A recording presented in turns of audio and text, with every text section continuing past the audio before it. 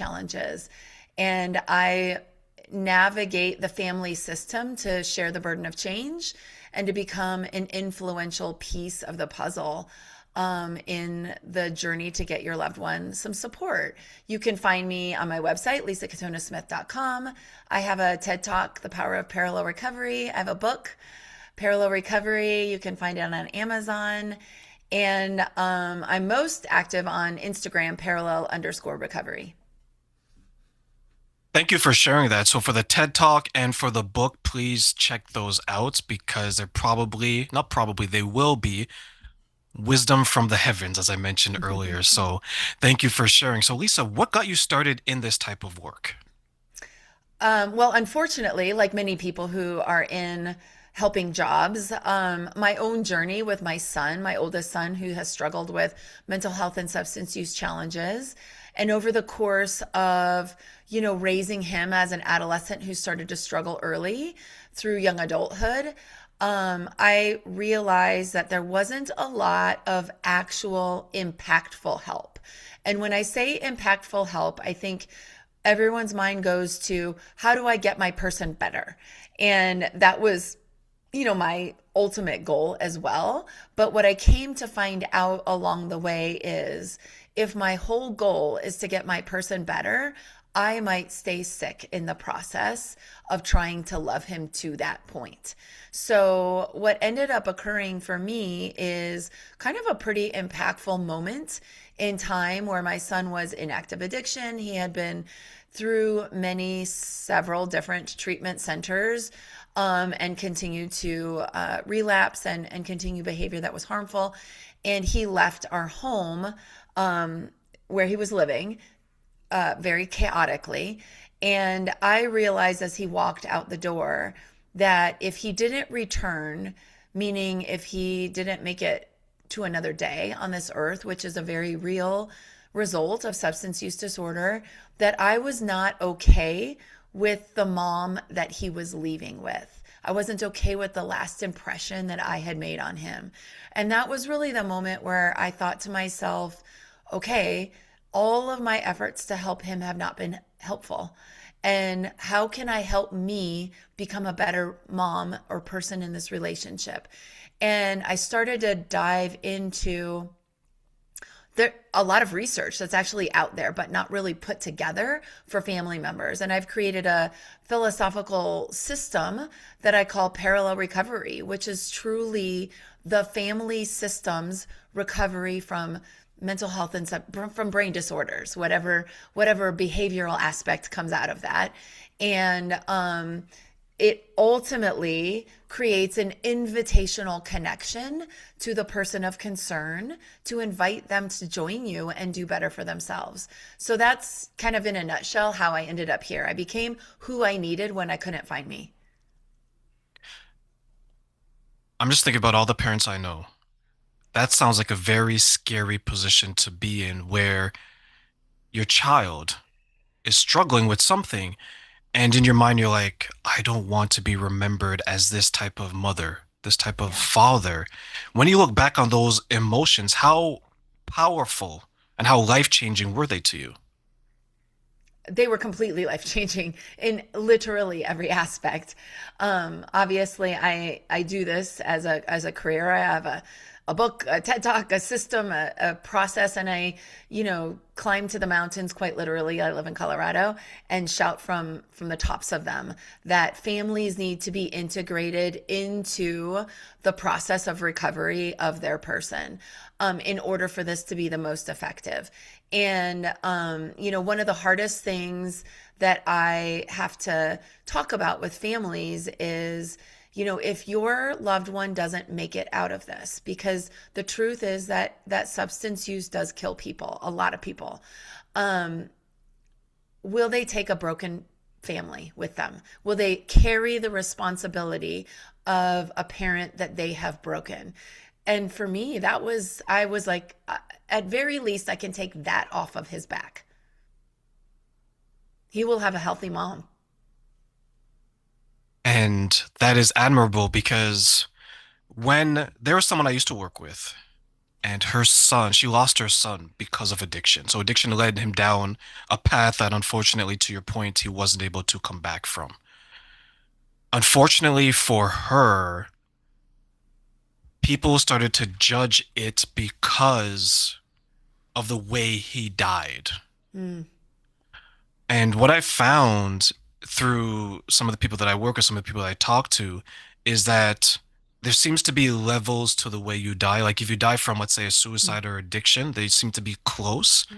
right?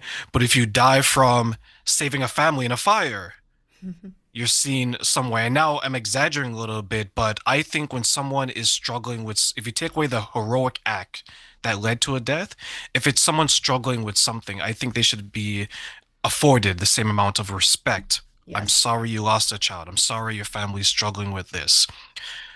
For her now, because she was getting that lack of support from her family, she started to feel some shame and some guilt. I'm the parent of someone that passed away because of an addiction. Right. When you see the people that you work with, or from your experiences, what kind of role does the shame and the guilt of addiction play in the family dynamic? Yeah. Well, it keeps people from getting help.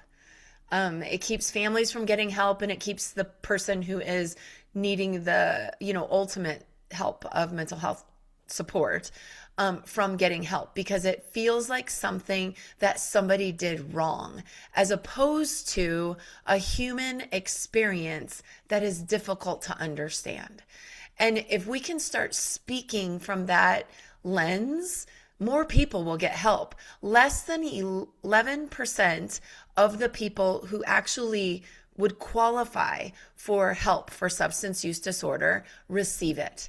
And there's lots of reasons for that. Some of it's resources, but a lot of it is shame and the embarrassment of, I must have screwed up as a parent. I must be a bad person because my child or me is suffering with this. What's wrong with me that I can't stop drinking?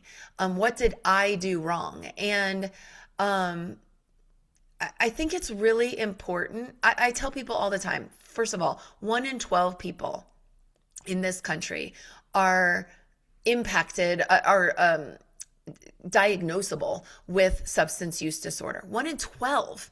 Every single family has somebody in it. If it's not in your small nuclear unit, it is pretty close in some cousins or aunts. And 1 in 12, that is not in your community, that is not in your neighborhood, that is not on your street, that is on your doorstep. And if every single doorstep started treating substance use disorder as a difficult human experience with a really poor solution, we could start helping more people. But families are afraid to say it out loud. I was afraid to go to my son's pediatrician and tell them what was happening. I was afraid, not because our doctor wouldn't have been okay with it, but because I wasn't okay with it. And I wasn't okay with it because the messages given in society are, what did you do wrong to have your child impacted by this? You live in an upper middle class community. You have multiple degrees. Your child was involved in sports. What did you do wrong? Well, guess what? I did all the right things. I did all the right things. And yet this happened to us. I think some people forget that addiction, struggle, doesn't care about your skin color, your religious background, your gender, your sex, doesn't care about anything. Like there's like this like misconception that okay, when I visualize an addict, it's the barista at Starbucks, Right. right? Or it's the sanitation worker, or it's the garbage collector, or it's someone, right? Not knowing that I could be a CEO of a company, and because I'm so stressed, I need something to get me through the day. I pop pills. Mm-hmm. That's an Yeah. addiction, Yeah. right? And Or go here's ahead. what's, yeah. No, here's what's amazing about like your first question before this, like what keeps families.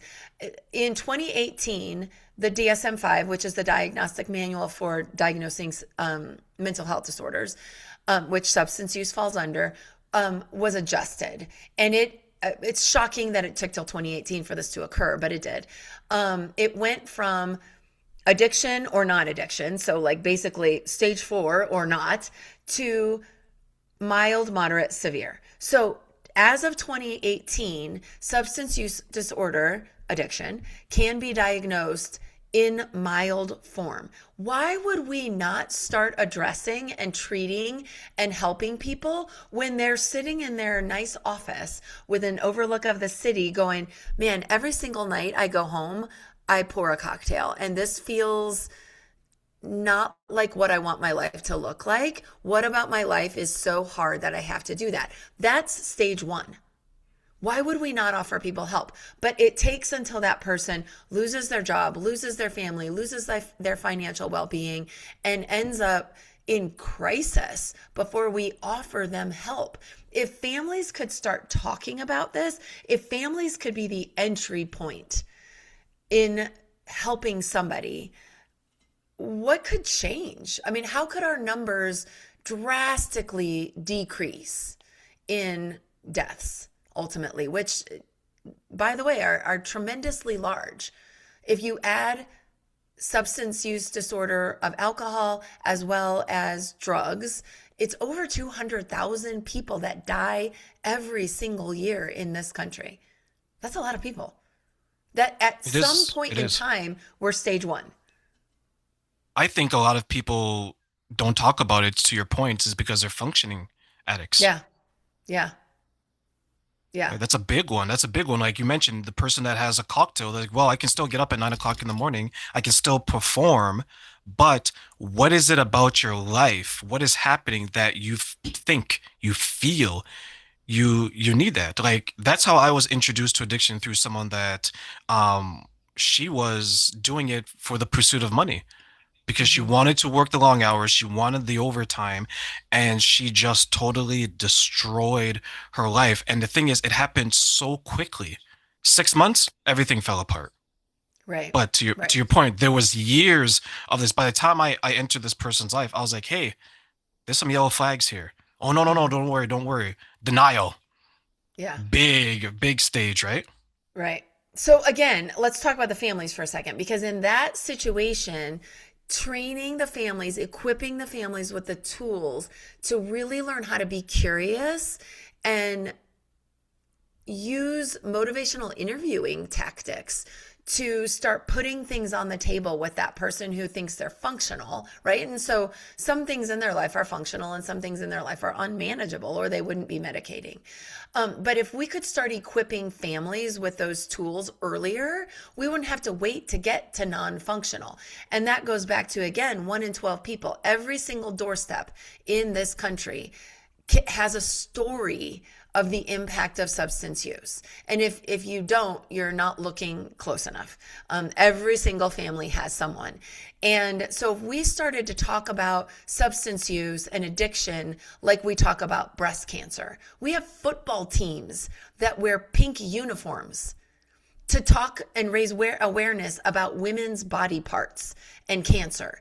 And when that first started, we didn't talk about breast cancer because it was a female body part and it was embarrassing. But now little kids jump rope at their school to raise money for women's body parts. And now breast cancer is one of the most treatable cancers that we have. So if we started talking about addiction and substance use and human experiences that are difficult and shameful and embarrassing right now, and stopped making them shameful and embarrassing, we could do the same thing for substance use disorder.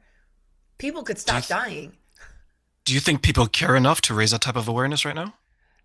I think I think if they stop and think about who they love that has been impacted, they do.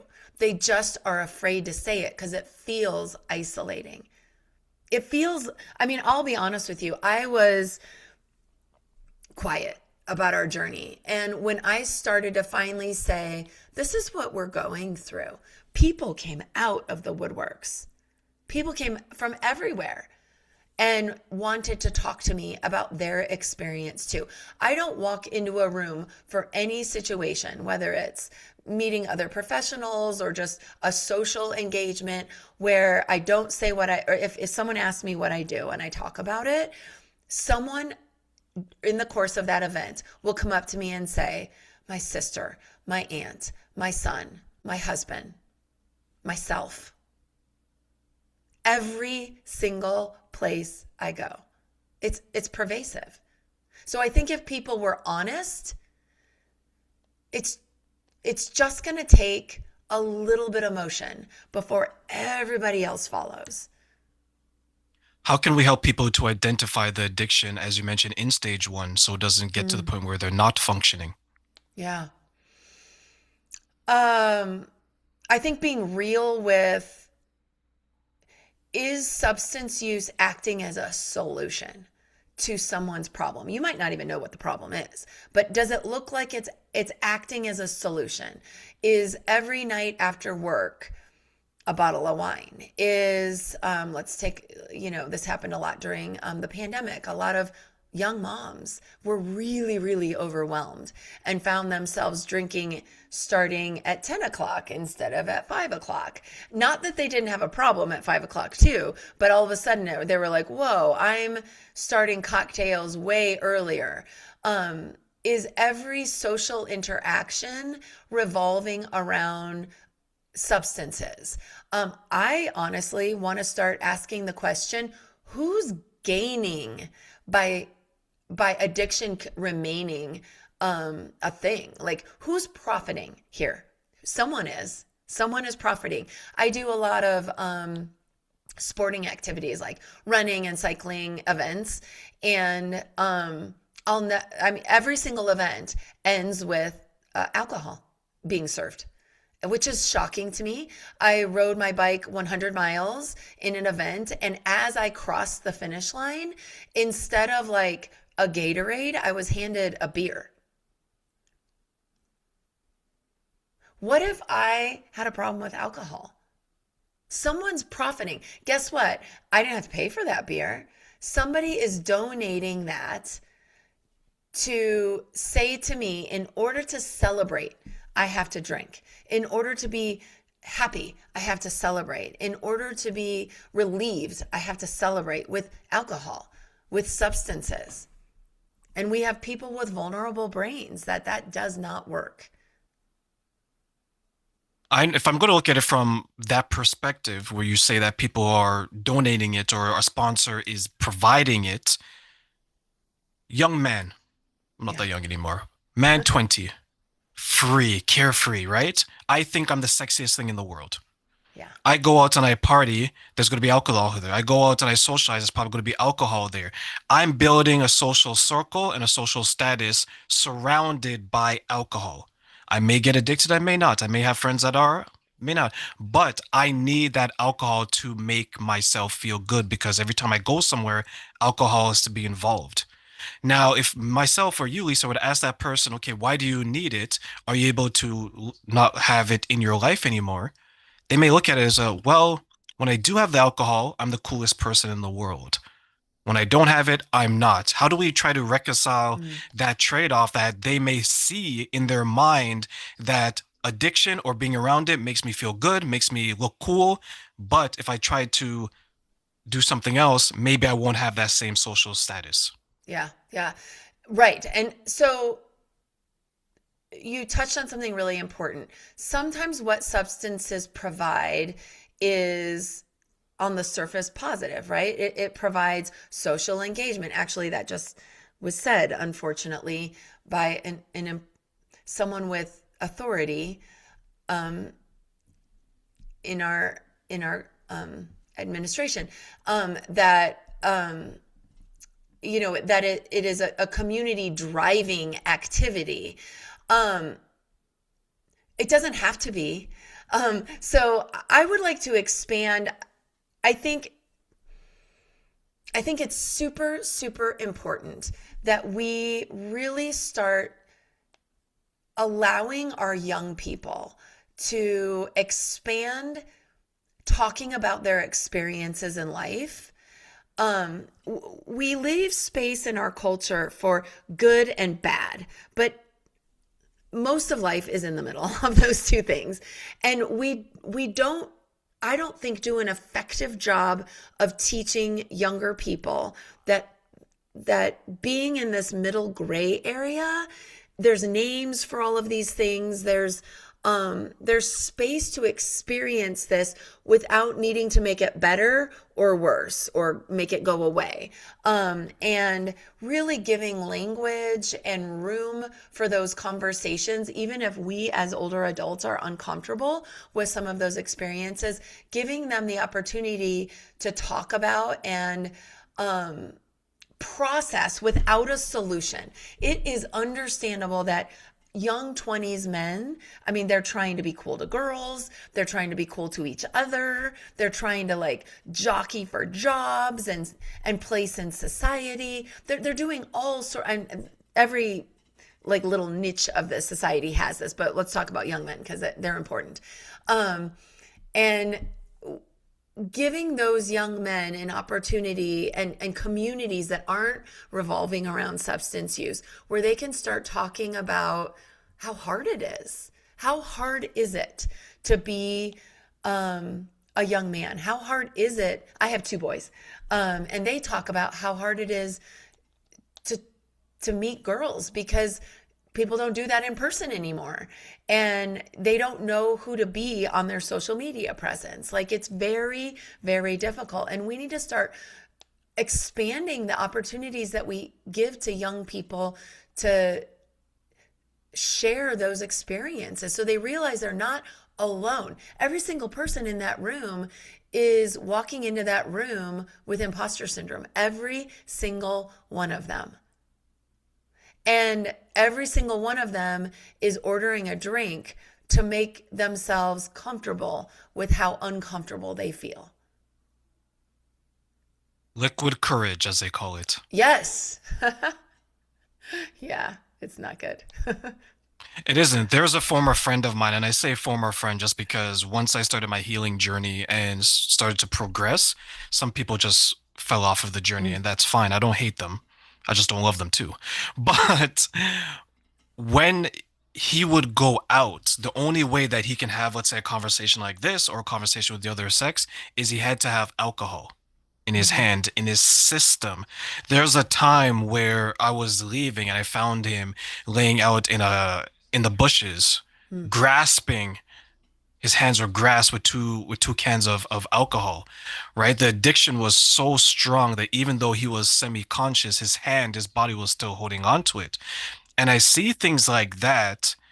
And then before that happened, if I were to rewind, he was the most courageous person in the room. mhm. But without that now, he's a totally different person. And I worry for men and women, especially those in the generation before us or after us, sorry, that they're living in a world where there's a lot of pressure to be something that maybe they don't necessarily want to subscribe to Mm, be, right? But they want to fit in. mhm. So they may fall trapped to that. What role do you think maybe society and culture plays in someone's substance abuse or addiction? Yeah, well, we create really narrow paths of success, right? And so there could be an expansion of what does success look like. And um, I mean, let's make this a bigger conversation. When people feel scared, they do drastic things. When people feel like I can't, there might not be a place for me. They do big things that are a lot of times not healthy or safe for themselves and for other people. And so if we can start creating places for everyone to feel successful, whatever successful looks like to them, as opposed to successful looking like to me, um, I think that could be helpful. I mean, we're going like way down to like 5 year olds at this point, but I mean, it needs to start that low. But one of the things that came to my mind when you were talking is about your friend or former friend is um, it's really important for families particularly, or when I say families, I mean, it can be chosen families too, right? Like we all have close friends that we're really concerned about. And in some instances, their family is really far away. So you might be the most impactful person to them. But being able to love the person and hate the behavior. So, for example, I'm thinking about that situation of finding this person that you know and being able to say, probably not in the moment, but later when they are sobered up, to say, you know what, something happened last night and I saw you in a different way. And I want you to know who I know you are and what I saw. And those two things aren't adding up to me. And I'm really confused and I'm wondering what you think of yourself. And like getting to the bottom of, I love you so much that the behaviors you're doing don't make sense to me. They don't connect to the person I love.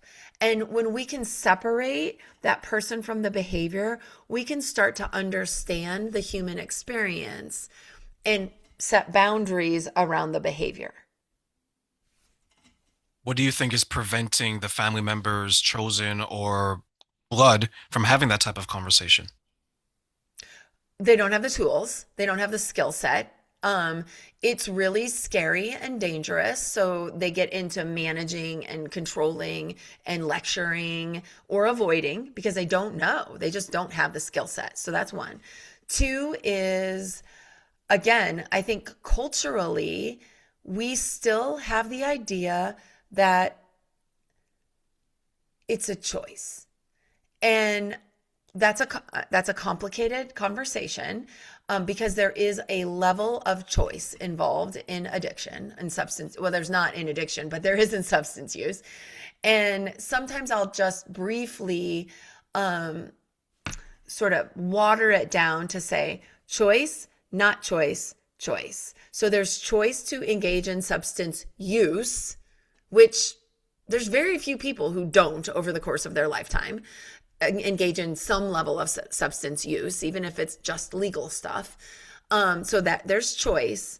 And then the not choice part is vulnerability of brain, genetic predisposition, age of introduction, developmental stage of introduction. That becomes not choice. Addiction is not a choice. Addiction is a hijacking of the brain system, and it literally becomes life or death, or it feels like life or death to that person using the substances. And then the decision to get out of it is choice. And it's a really, really hard one because of that middle piece, that not choice piece. So you've got to overcome that not choice piece. So I think what prevents families who then have the tools of communication to engage in those kind of conversations is the sense that they just need to try harder. And I guarantee you, there is not one person in the grips, in the depths of addiction that thought, this is where I want to land. Not one. There is not one person who has lost everything that when they started, they thought, I'm going to see if I lose everything. They didn't. They were just trying to solve something that they didn't know how to solve a different way. They didn't have the tools to solve. They didn't have the support to solve. They didn't have the societal acceptance to solve. Let's go back to young men. Is it okay for young men to feel depressed? Is it okay for young men to have crippling anxiety? We don't give space for that. They need to be a man. Handle it. Pull yourselves up by the bootstraps, even though you have no boots on. Devil's advocate, for Okay. those who may say that someone like me, but not necessarily me. That sounds so bad, but I haven't done any drugs, alcohol, anything like that myself. And I share that not because I think I'm better than someone, just because I just wasn't interested. Now, someone's coming from that perspective now to us. we may think that, okay, doing drugs, you're choosing to do it. So I get where you're coming from. And then the addiction piece, that's not the choice because no one's going to say that, hey, I'm doing this to become addicted. Yeah. I do get that as well. And then making the decision to do something about it, and then that's a choice again. I follow you all the way through. My question then, from a perspective of someone who hasn't been addicted to substance abuse, right? Or substances, sorry. We have a hard time, or I have a hard time trying to understand, did they not have the foresight that if they were to participate in this behavior, it could lead here? And then they're making a decision that I know what I'm doing could lead me here, but I'm okay with that. Is that Hmm. something that goes through their head, or are we just naive and innocent in our thought process? I don't know that we're naive and innocent. I think we're ego driven. And I think when people introduce substances is usually not 60. It's usually like 17 when, they think not even to the end of their nose yet, especially young men. And so that is a great point. I'm going to promote somebody else's book right now. There's a woman, she's amazing. Her name is Dr. Nzinga Harrison, and she has a book called Unaddiction. She's a female psychiatrist who actually works in really advocating for marginalized communities and substance use support.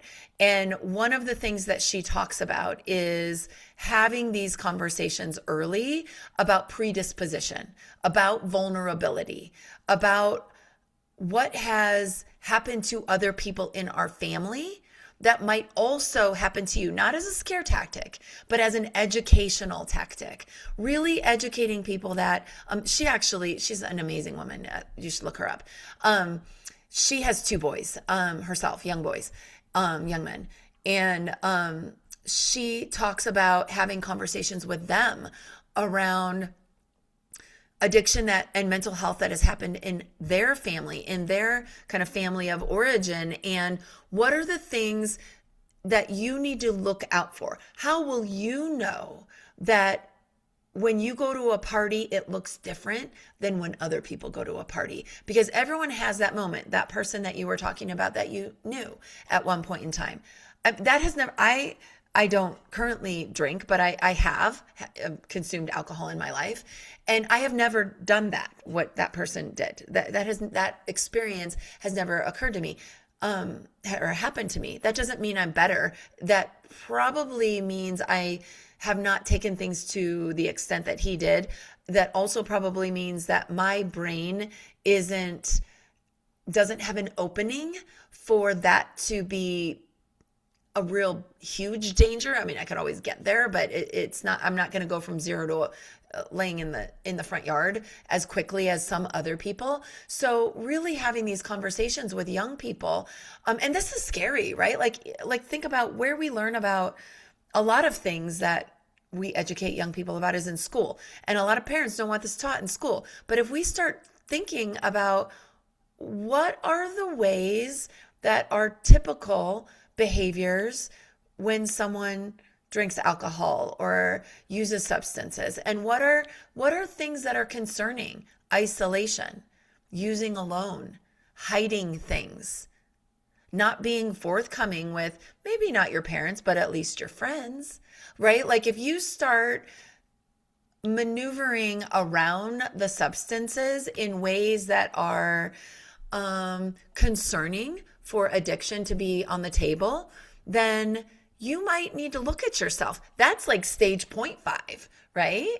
And if we can start teaching people how to be self-aware, that's going to be huge. That's going to be huge. And again, that involves the family system. We've got to have hard conversations.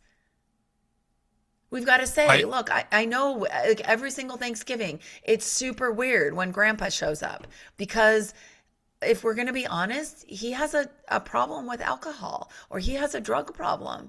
And we love him and we're very concerned about him. And there are some things that you need to know about you because you're a part of his family. That's I important. agree with you. I Yeah. think it has to be taught in schools, young enough where they're going to understand, maybe not like 5 years old or 3 years Yeah. old, but young enough that they understand it. But more importantly, it has to start in the home. My biggest thing for families, and I share this with a number of people, and I will share this until I reach 1,000 years old, Lisa, is that the family has to be the safe space and the parents have to be that child superhero. If there's a gap, if there's a wound, if there's trauma that's been passed down, someone has to stand up and say, I identify Yeah. this. Yeah. I need to resolve it. Because to your point, one of the reasons why I didn't go into any substance abuse growing up is because I was around it and I saw the dark sides. I didn't see anyone that was functioning. I saw Mm. everyone that wasn't functioning. So I looked around me and I was like, I don't want that life. And then it fueled something inside me. Granted, a lot of times it was, I hate that type of behavior, so I don't want it for me. Then I changed it into love. And that's how I started speaking to people like you and so many other people. But again, to your point, some people can be introduced to a situation and they go the other way. Mm-hmm. That's where it's difficult. And I agree that we need that type of conversation. Say, hey, I know that you're seeing these types of behaviors. Let's talk about it. Yeah. What do you think is really? Let me rephrase that question. What would be the benefit then to having that conversation nice and early and with transparency? Well, I mean, the benefit would be we would empower and arm young people with a different decision making option. And what you spoke about with your own experience, you self educated. And it would have been just as easy to self educate in the other direction. It would have been easy for you to give yourself permission to, because that was your role modeling, even if you didn't like it. But like for some people, they go, well, I guess that's what we do. I mean, it's not an intelligence thing, it's just you know, an awareness thing. And you were very self aware. This is who I don't want to be. Not everybody has that. So it would I mean, I think it would shrink the problem. It would just shrink the problem. Now, on the flip side of things, here's the not benefit. We have, as adults, as parents, have to take a hard look at ourselves. And sometimes that's really hard, because let's put this on the table. Some of us might have a unhealthy relationship with alcohol or with substances. And we might need to say,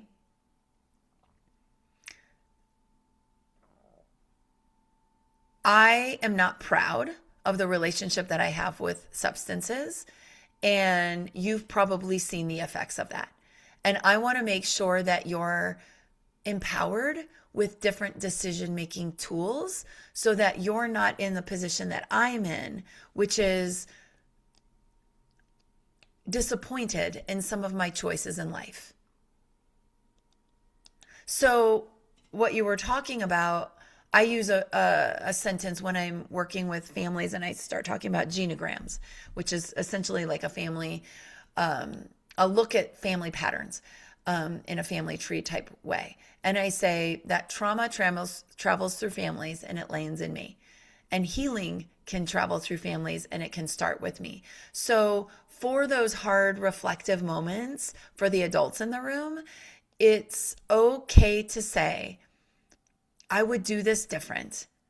And I want what happens downstream to look better than I've given myself. That doesn't mean that you're a bad person, or that your parents were bad people, or that anybody else in your family system were bad. Just that you have awareness and you're passing on legacy rather than trauma. I love that. Pass on the legacy, don't pass on the trauma. Yeah. Look in the mirror and say, I may have played a role in all of this. Mm-hmm. That is courageous, but I think so many people fear that type of vulnerability. Would you Yeah, agree? totally. That's the gray area that I was talking about earlier, right? We've got euphoria and catastrophic. And there's so much in between. And we just aren't, I think as human beings in that respect, in emotional like growth and awareness and vulnerability, we're actually going backwards, not forwards. It feels like it sometimes. What's old is new, what's new is old. But we say that with clothes, but we don't want to say that with trauma. But I agree with you. There could be a situation where you're one of the causes, because we're Hmm. trying to be nice, right? You're one of the causes of what's going on in your family. And then we were talking about choices, right? You have a choice. Are you going to acknowledge it and say, I want to do better because I want to resolve this because I don't want my son or my daughter to go through with it? Or, and you mentioned ego earlier, my ego says, well, I'm surviving. They should be able to survive too. Hmm. Selfishness can creep up in some maybe some of the behaviors that that family may undertake, and it may be that some families are um one for one and none for all, right? Where okay, Yeah. it's me, then it's the parent, then it's the children. I was able to survive this. You know what, Lisa? I came from another country. I was poor here. I worked hard. I didn't give in to addiction. Why do my kids who are living in the suburbs and all this other stuff? Sometimes those conversations happen because we try to project onto Yeah. them saying that if I'm able to do this, why can't you? You don't know their struggle. And to your point, we don't know their makeup. Something happened that introduced them to another path on that Yeah. journey. And for good, bad, or indifferent, they chose that path. Is Yeah. that a blind spot for some families to recognize? Yes, it is. And it's a hard one to get past, right? It's getting better, but that's a hard one to get past. It's I think it comes from a place of needing to be right. Um and checking the ego at the door. I love what you said, like good, bad, or indifferent. Like we're here today. So we're here today. How will we be somewhere else tomorrow? Because everyone here today is uncomfortable and not safe. Like everyone's being impacted by what's going on. So we can either double down, which you've probably been doing for a while, and litigate and continue to be right, or you can learn how to love this person differently. I call it better. I have a person, I run a support group, and I have a person, a mother in my support group who calls her son the change maker of their family. He's the person in the family who, as she says, invited everybody to do life differently. And for that, she's eternally grateful. Even though she would absolutely not go through what she's gone through again if she had the choice, the opportunity to learn how to do life differently has opened up so much and made that relationship so much better. The struggle is there, regardless of whether she looks at that as an opportunity. Do you think every family can have their version of a change maker? Yes. I think every family probably does have their version of the change maker, but sometimes they keep that change maker stifled with, manipulation of money or power or culture, religion. But everyone's got a change maker in the family. Everyone's invited to do better. When you touched on that, because that really resonated with me, where you have someone that is able to make the difference either through their behaviors or through their conversations, it's so important as you shared, where we all have our own version of that within our family, and maybe their voice isn't the loudest, but their voice is a consistent one and it's constant, Mm. right? You hear it. It's like the 7 a.m. alarm clock. After a while your body begins to adapt to it and it's like, okay, it's 6:55, I know that alarm is gonna ring. That change maker is that person that's motivating you when you're feeling down. They may not be speaking at that moment, but you're like, this is what they would say, Mm. and then it keeps you on the path. What impact do you think positive reinforcement has on families that are dealing with someone who's going through addiction? Hmm. Okay, that's a great question. So, it's really important especially when you're talking about substance use. Substance use creates dopamine in the brain. And the levels of dopamine that drugs and alcohol produce are not replicatable in real life circumstances. Like actually pretty drastically. For example, certain stimulant drugs, methamphetamines, cocaine, can elevate dopamine levels beyond 400. Normal sort of joyful experiences in life can get your dopamine 10 to 12. So you've got this giant gap. You can't actually get to 400. I mean, I don't know. The Olympics are on now, and the downhill, and Lindsey Vonn there's a whole thing, and I'm like, they might be getting kind of up there in their dopamine because that is like on the edge, right? Those downhill skiers, but that's not something we do. Most of us do.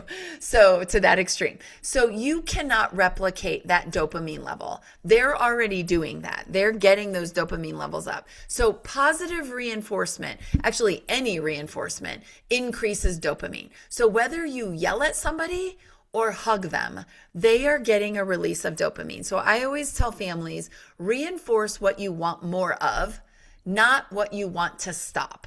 So we want to put reinforcements, like little pebbles of dopamine, into the positive reinforcement bucket.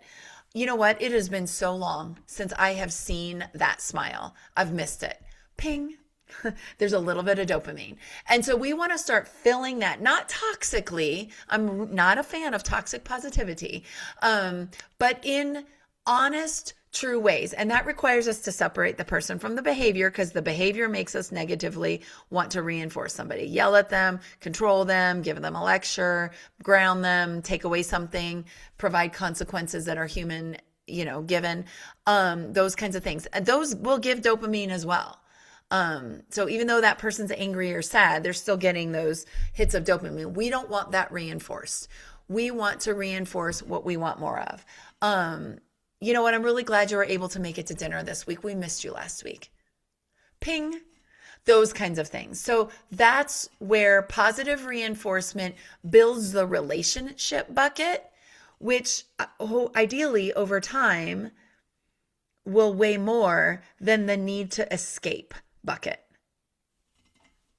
Come from a place of care and not Yeah. control. Yeah. Healthy Yeah. love, healthy doses of dopamine versus the unhealthy doses of it. And then eventually, once, to your point, once it starts to balance itself out and they get more of the unhealthy, really missed you. It's glad that you came out to dinner today. Hey, do Yeah. you want to go out to this concert together? Do you want to watch the Olympics together? Ping, ping, ping, right? Yep. And now they don't need the unhealthy, to the point where if there's two buckets, to use that analogy, this one is nearing empty, but this one is Mm-hmm. always going to be full. So they're always going to be able to pull from the healthy bucket.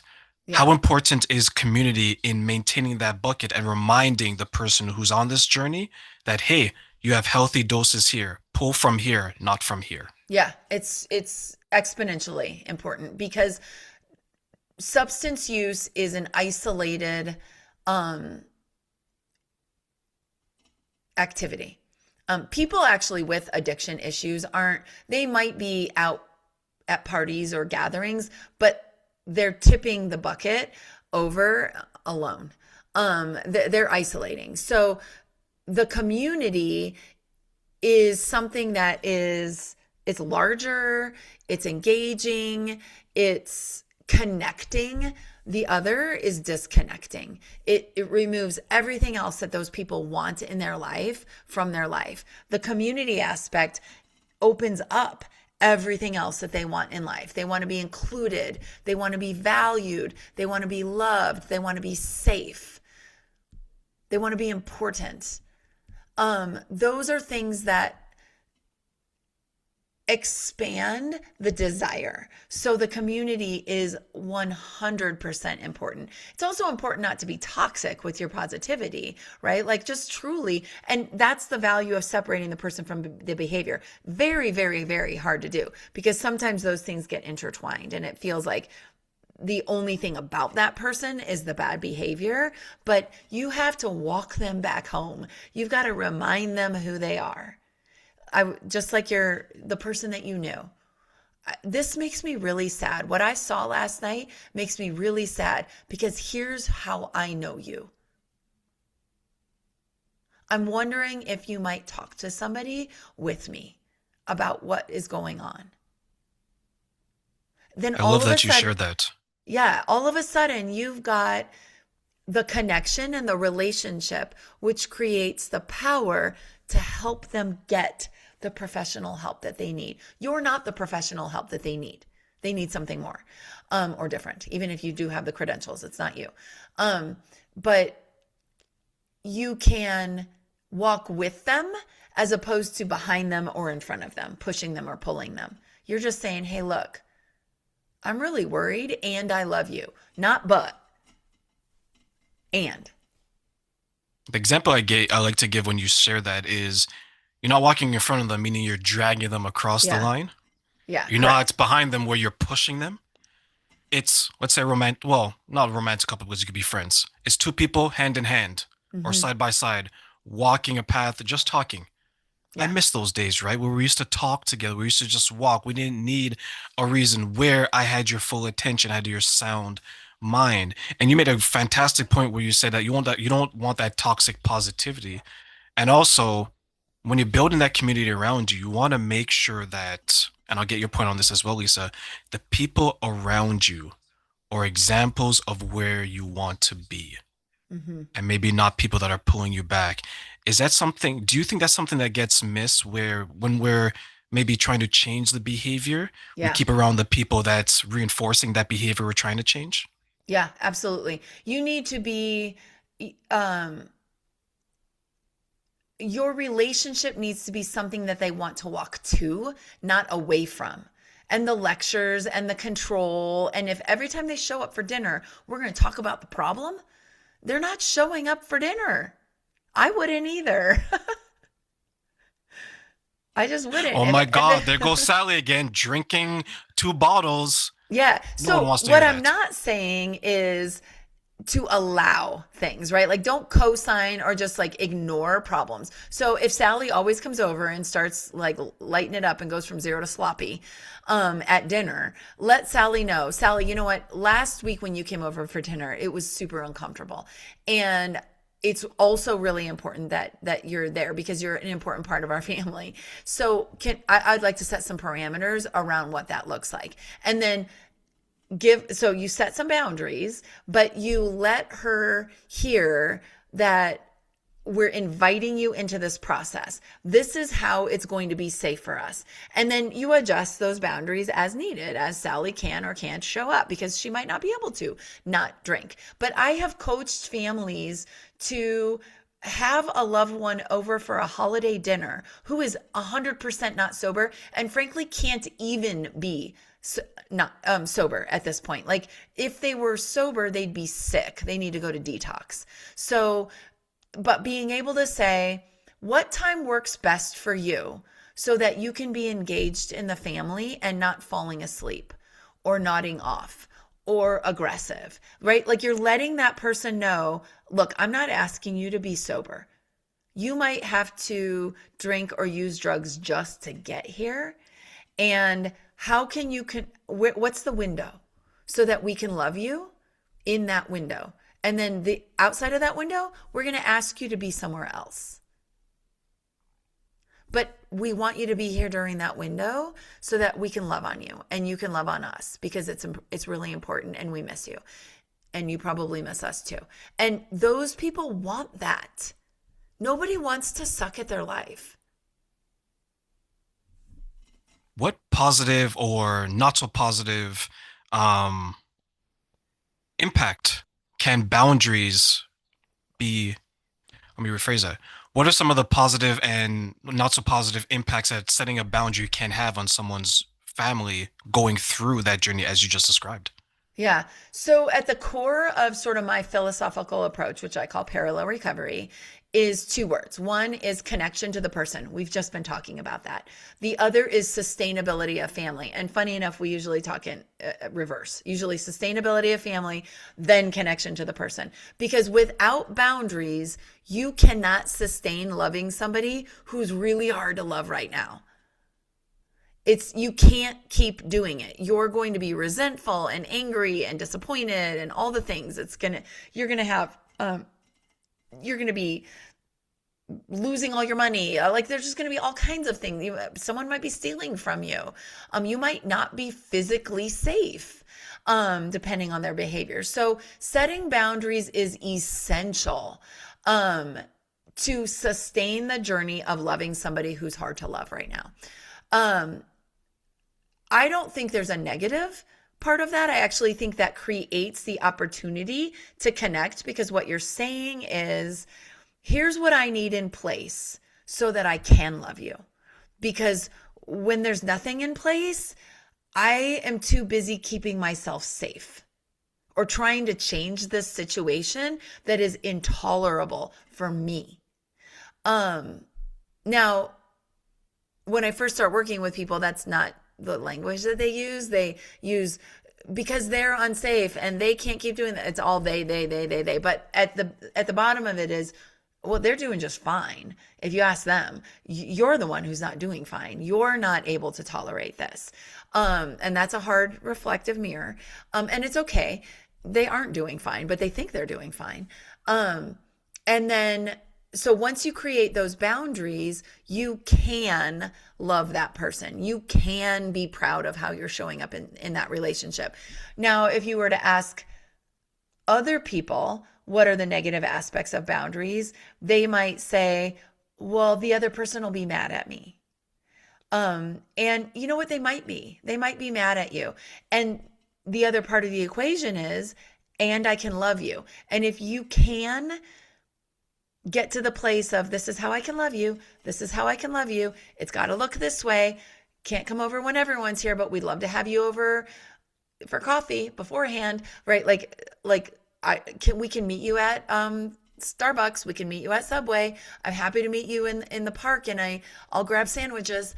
You know, whatever that looks like, however you can love somebody, do it. Um, and they're probably going to be angry at you at first, because frankly, what you were doing before works better for them. That's a big point. Yeah. What you were doing before worked better for them, but now that you want to make sure that you're okay as well, because if you're going to provide assistance and you're not okay, you're angry, you're frustrated, you're disappointed, you may not necessarily come from a place of care. You may Yeah. want to come from a place of control. Yep. Stop doing this behavior because I, me, and me, instead of how are we going to get through this, especially if it's someone, let's say if it's someone as a partner or your children, like your family that's close, Hmm. you want to get through it together because this is a piece of your world, right?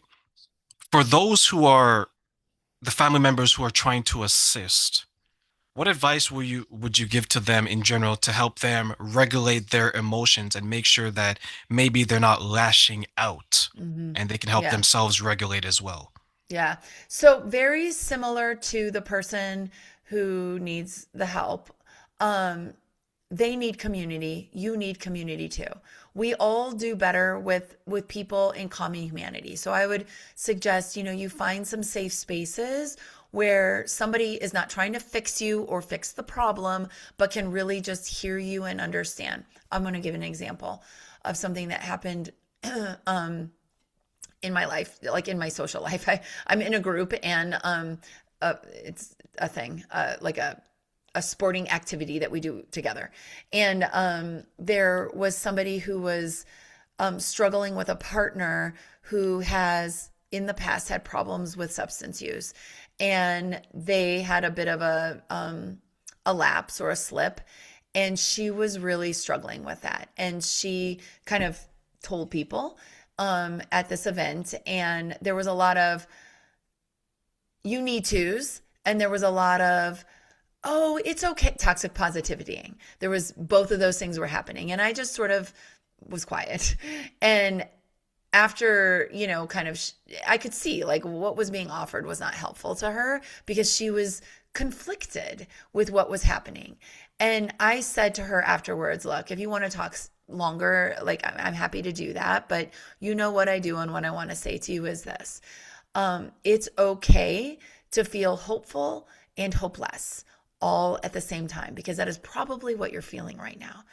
And she just, you could see her physically relax because that's exactly what she was feeling. She just needed to be in what she was experiencing and not have anybody need it to be better or different than it was. And I gave her that space for a split second. And then she was able to kind of gather herself and get back to her life. And that is the value of somebody really understanding the complexity of what you're experiencing. And so find support groups and support professionals that really really understand the complexity because it's not as simple as you need to, and it's not as simple as just hand it over to God because that's just not, it's just not, that's not helpful. Those are not helpful pieces of advice. Lisa, let me ask you one final question, and I want to give you three wishes for this question. Okay. What are three things you wish people knew about understanding what they're able to give to the person who is recovering and why? Hmm.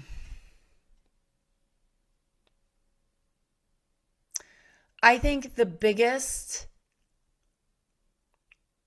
I'm going to go from the most conceptual to the most action driven. The biggest, most conceptual, but most powerful thing you can give somebody is positive human regard. That you are not connecting the person to the behavior, regardless of if this looks better or worse. They are they're a valuable human who is experiencing difficult things that requires some boundaries and does not make them unlovable. One. Two is they can give the person space for what's inside their head to be outside of their head and then start looking at it from a different lens, which empowers them to make different choices. When what we think in our head and what we know in our head is lovingly accepted outside of our head, sometimes we see the answers. Okay. And three is